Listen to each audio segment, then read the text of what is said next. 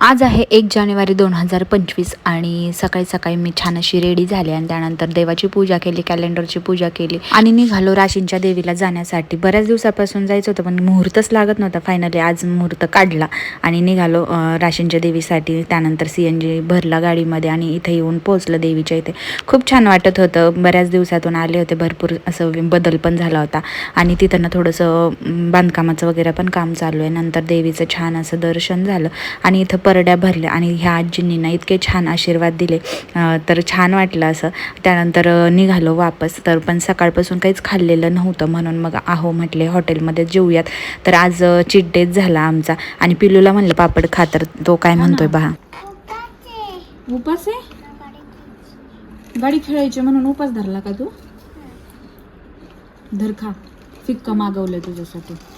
आणि बाहेर गाई वासराच्या मूर्तीजवळ दोघांनी पण छान छान असे फोटो काढले.